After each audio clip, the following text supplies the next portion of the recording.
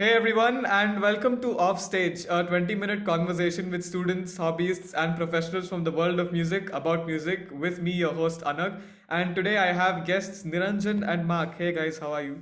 What is Hey up? man, hey man. How you been? Good, good.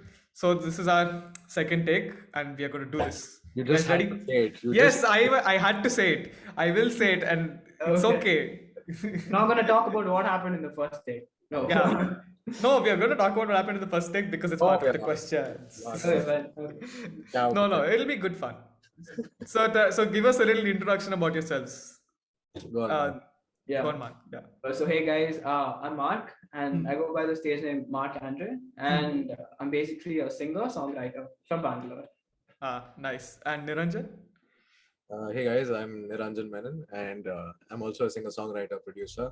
Hmm. Currently based in, I think I can term it as Mumbai. Hmm. Mountains. Yeah, originally from Bangalore as well, and Hmm. yeah, I'm studying at the True School of Music. Nice, nice. So both of you are singers, right? Yeah. So what inspired you to sing, and why did you decide like, oh, I want to sing, I want to start? So basically, how you ended up in music and why choose singing specifically. Mark? Okay. So first off, my dad sing. My dad's a singer, Hmm. and I never knew I could sing until the age of 4 or something, when my mom started singing lullabies, and I picked that up. Hmm. And when she used to sing, and she used to feel like she used to fall asleep, and I'll start singing like at some point, like it's happened like twice. So that's when my dad was like, yo, you can actually sing. Hmm. And he wanted me to like take up music, like learn some sort of music. Hmm. And I guess I went to like Hindustani vocals, like just two classes, just Oh, two okay. classes, and then I couldn't because it was too far and all of that. Hmm. And then what else? And then school happened, and then I joined school choirs, and I took part in a lot of inter-school competitions and Hmm. fests, and yeah, I got a little more exposure and Hmm. got to learn a lot from all the teachers. Hmm. And then coming to PU, like I joined the Christ choir, Hmm. and yeah, that also, like the choir instructor was pretty good. She helped me through a lot, like Hmm. in terms of music. And then I got to learn a lot, and yeah, that's how my singing career started. Like, Nice. That's quite a career path, man. And Niranjan? I mean, to be honest, I didn't really start from singing like the way Mark. Like, I'm not a natural singer. So the Hmm. thing is that, like, if you notice the difference between Mark and I is that Mark has the touch towards singing from a very young age, and you can Hmm. hear it in his voice. But I'm someone who's like, not saying that he hasn't practiced, but I'm saying like I'm someone who's like pushed myself into vocals, and Hmm. I started with the piano, at the age of like 4 or something. And yeah, like he said, I used to play for our school band, and stuff for our intercollegiate fests and stuff like Right. that, Right. all of that. And eventually it came to the point of how do I decide where I should take my music basically. Hmm. And at that point I decided I wanted to put my music out there. Like, when I was thinking about it, being a pianist or being a keyboardist didn't sound very exciting to me, Hmm. because there were literally no career prospects. I mean, obviously there is as a session artist. No offense Yeah. to pianists or keyboardists anywhere, but it seemed very limited for me as a musician. I felt like it isn't enough for me to make a living out of it, or it's a very niche thing to look at, and Hmm. which pretty much propelled me to look towards songwriting and singing as well. And around when I was in the 8th grade, I picked up guitar, and along with that I started songwriting as well. I was Hmm. writing very, very, very cliche lyrics and stuff like that, which I still don't like to date. Hmm. But eventually, after a point when I picked up production as well, production I picked up after a school assignment basically. Hmm. And that happened, and eventually I got to a point where I could release my own single. Me singing on top of my own single, me producing my own single. Obviously, me singing my first single, I was very, very, very confused, because I wasn't exactly sure whether I should write my first single, because I was Hmm. very unsure about my capability. But yeah, I Right. got a friend to write my first single. But after the, uh, you could say success of the first single. I didn't expect it to, get that many streams, but after that, I had the confidence to write my own stuff, and ever since I've been writing my own stuff and released like about 7 to 8 singles, Yeah. with multiple artists as well. But yeah, like Nice. that's been my journey as a singer songwriter, and honestly, I've been blessed as well because I've been, running in and out of academies and music academies, learning music, and I've I'm blessed to have a vocal trainer like Tante. Tante was my teacher at Academy. I went to Academy, and Right. she honestly helped me a lot with to rectify the mistakes that I had in my singing, and small things which did really go a long way for me, and that's what has defined me as an artist today. So yeah, thanks to her and thanks to all the music academies I've been to. Nice. And like you were saying, you were getting into like songwriting and you started doing your own songs. And of course, Mark is also a songwriter. So leading into that, why did you guys decide that, okay, I want to start writing songs. I want to start producing. I want to put my music out there. What made you guys decide that? And, some inspirations of that decision. Mark? Okay. So for me, basically, I look up to a lot of artists, like, let's say, Frank Ocean. I really like his pen, like the way he writes. Like, it's so how do I put it? Like, he's so versatile with his writing. Like, he can write both rap and like poetry, and he's very versatile. So when it comes to like different artists, I take a little bit of their like how the way they write, and I try to incorporate it in my own writing with like little bit of how I write, and that's how it started. And my songwriting, it didn't start off. It was pretty recent, like I guess 2020, when I my first track, cut through deep. Like, I wrote it by myself, and I was actually very hesitant to put it out because I felt like my songwriting wasn't up to the mark, and I was like, you know what, it's just my first track, and it's okay. Let's just see how it goes. And then I asked for my friends, like all my other friends, for their inputs and how they felt it and all of their interpretations. And and then I put out the song, and it was, people liked it. And How well did the song do, Mark? I mean, it got like 140K streams, I guess. That's pretty huge. Yeah, that is pretty huge. But not up to the mark. Up to the mark. That's like, I'm never satisfied with my work. So I guess that's good in a way. Like, it helps you push a lot more. Yeah. So Yeah. I mean, if you've got that thought that I can do better, then that's good. If you're like, okay, I've achieved peak songwriting, then it's not going to get you anywhere. no, So yeah, that's a good point. And Niranjan? I mean, for me, songwriting started as a way to, like, this is gonna sound very cliche. I mean, like, every songwriter has been through this, but it's just a way for me to pen down, what do you say, instances from my life, or like things that I feel. And honestly, when I first started songwriting, it wasn't with any intention of like releasing it, or but it was more about telling a story, or more than telling a story, it was more about writing a story and like keeping it close to myself, because I didn't intend to put it out. So it started that way, and eventually I more than like getting the courage to show my writing, more than it was more about having the courage to show what I feel, like, allowing myself to be vulnerable in front of a large audience, or let's say a possibly large audience. It was more about conveying certain messages, and about how how a certain person can deal with certain problems, or it's very vague, honestly. But yeah, there's a lot of topics I've covered so far with my songwriting, and there's a lot to come as well, which is in the works. So yeah. Yeah, man, can't wait for the works. Any inspirations you had while getting into songwriting? Not really, not that I can think of. Yeah, I mean, my songwriting is something till date, I don't know whether like I have lifted it off someone else's inspiration, or like I haven't felt that I've been inspired by anyone with regards to songwriting.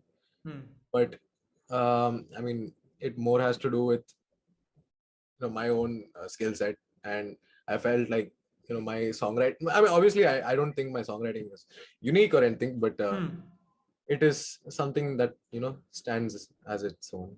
No, I think that's a good thing when you have a way that you make your own songwriting. It's not inspired by a person, but what I actually meant was, like Mark said, for him, Frank Ocean, the way he was inspired by him to decide to write. So In the music, generally, I haven't had like an idol as such, beat anything. Like there's people I look up to, but I the people I look up to and the music I make is very different, and especially with the fact that my music is very experimental, it's very hard to find someone to look up to as well, because music I make is like super niche. Like I mean, at this day and age, I mean, I'm pretty sure we can find a lot of artists like me on my level, on my par, who make experimental music with Indian Carnatic or fusion elements.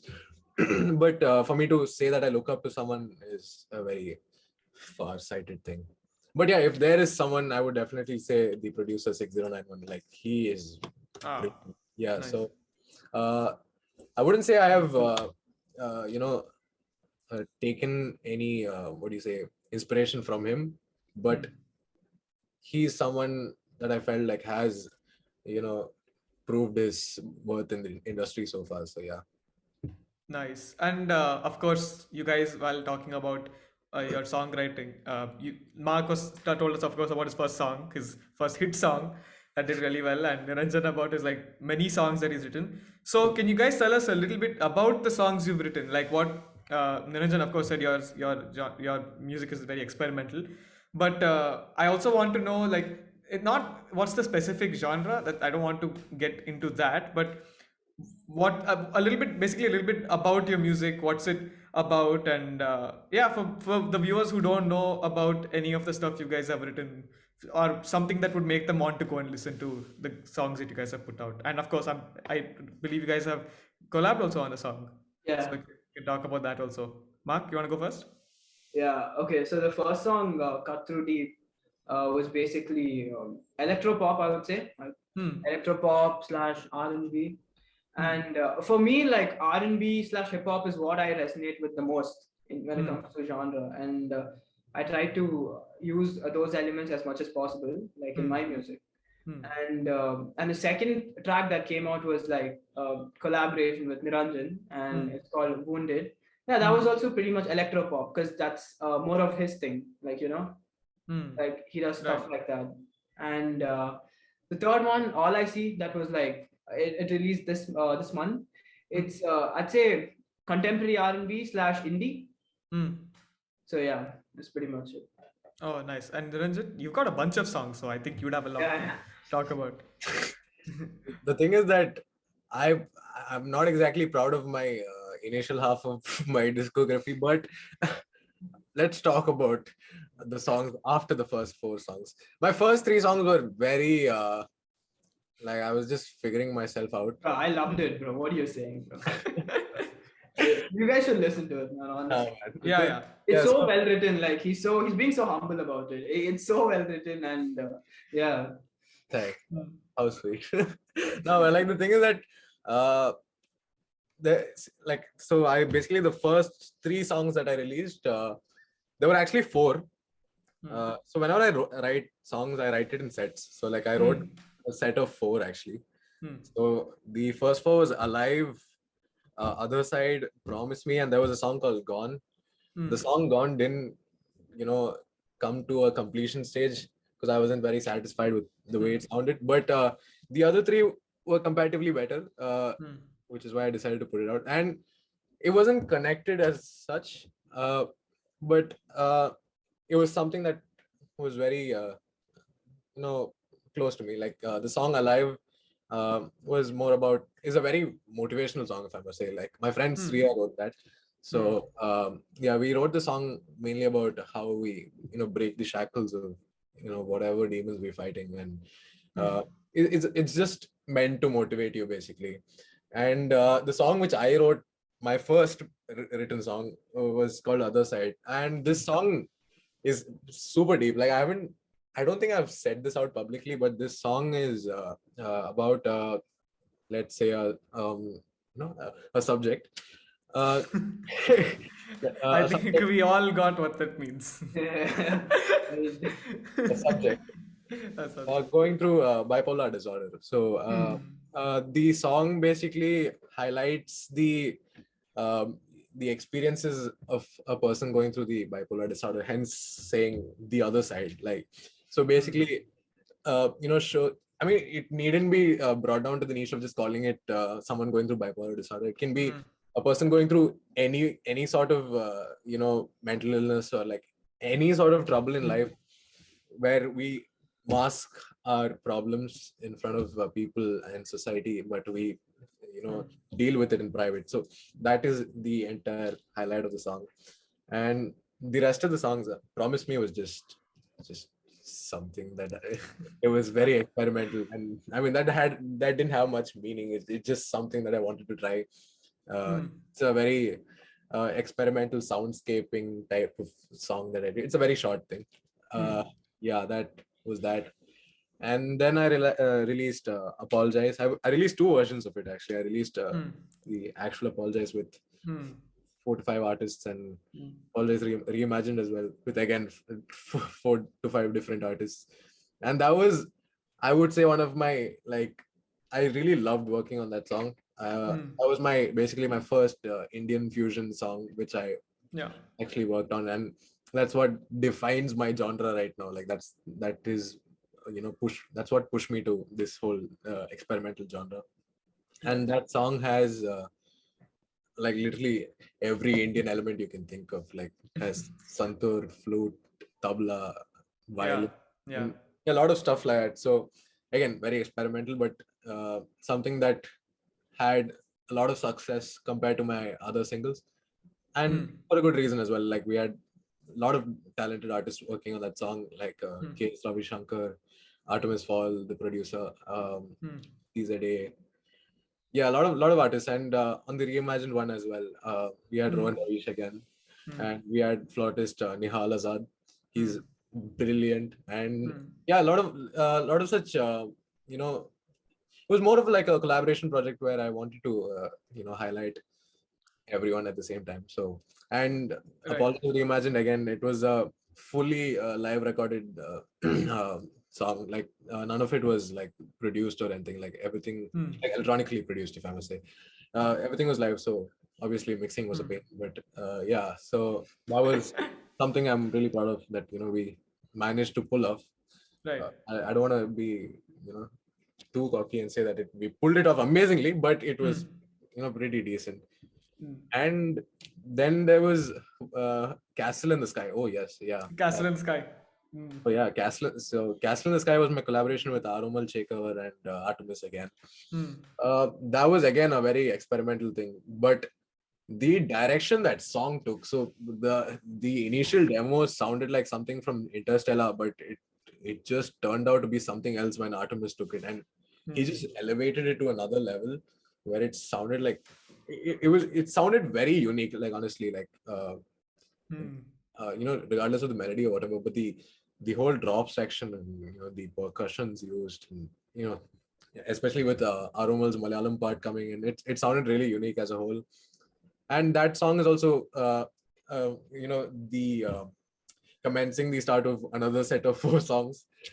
So Castle in the Sky, Wounded, now coming soon is Mind Palace, and another song called Illusions. So Mind Palace and Illusions are yet to be released, but so far there's been Castle in the Sky and Wounded was the one which I released with Marc. And that also was a very deep song that I wrote. Like I think we both wrote it. So the theme of the song was supposed to be heartbreak, but it had an underlying theme as well, which I wanted to highlight, was to show how acid attack survivors cope up with their lives and day-to-day lives. Yeah, so the whole song travels around that theme itself. But yeah, like that was the idea behind that. Then there's Mind Palace, and then there's Illusions. I don't want to reveal too much about those 2 songs, but yeah, you guys will know. Mind Palace releasing in 2 days. Oh, 2 days. Dude, but I mean, when this episode releases, I think it would have already been released because this episode will be released on Should I Saturday. spoil the song then? Yeah. So to be brief, Mind Palace is a song which I wrote, which describes any relationship between two people, whether it is platonical or not, which shows basically what exactly is needed to nurture a relationship, bring it forward, and it basically needs understanding from both the people's ends, and also understanding of expectations as well. So, which is why the hook of the song basically says, stay in my mind palace, which basically means to say that come stay in my mind palace to understand what this needs, or what this relationship needs to be taken forward. Again, a very deep song. This one was also written by my friend Tejas, who also wrote the Hindi verse in the song as well. Right. This song again travels between English, Malayalam, and Hindi. And ends with our man Rohan Ravish on the guitars. So it was quite the roller coaster with the song. I started off late 2020, 2021 working on it. Just finished the mix in January 2022, and finally got it out. Yeah. Nice. I think both of you have really made our listeners want to go and listen to your music. So that's good. They'll, I mean, with both of your detailed explanations of the songs, they'll want to go listen and say like, oh, I need to know what this is about now, and I want to listen to what the song sounds like. So yeah, good job on giving a little bit about your originals. So given that you guys are doing songwriting and all that, and of course you're studying in a school of music, any future plans? Do you guys have any idea what you want to continue future music as a career or as a side, or generally, Mark? Okay. For me, I just realized that music is like the only thing, not the only thing, but like one of the few things I'm good at. And I really want to see how far I can take it. So yeah, so that's the plan. I'll see like how far I can push it, and like until hopefully I can make a living out of music. So yeah, that's the plan. Nice. And yeah.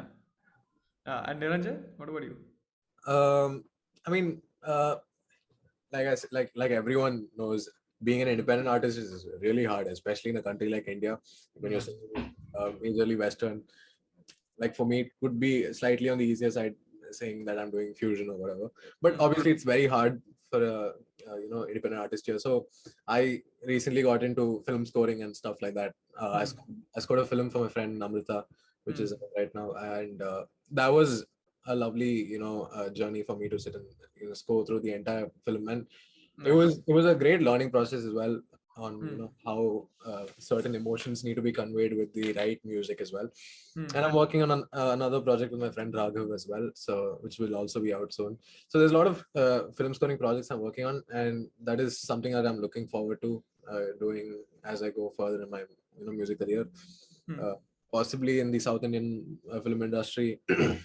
And also music programming is something which I'm really keen about. So if I could, possibly be a programmer in one of these industries, it would be great. It would really further my, independent artist side as well, because that help. So I'm planning on, carrying it side by side, hoping that everything works. That's what. Nice. I'm sure everyone can't wait to see what you guys have in store for us. And I think we've run out of time. So thanks everyone for watching episode 5 of Offstage. And wait, 5 or 6? 5. And do check out Mark and Niranjan both on Instagram and on Spotify. You guys want to say what your usernames or profiles are over there so people can find you? Mark, you're muted. My bad. Mine's MRC Andre, and same with the Spotify and Instagram handle.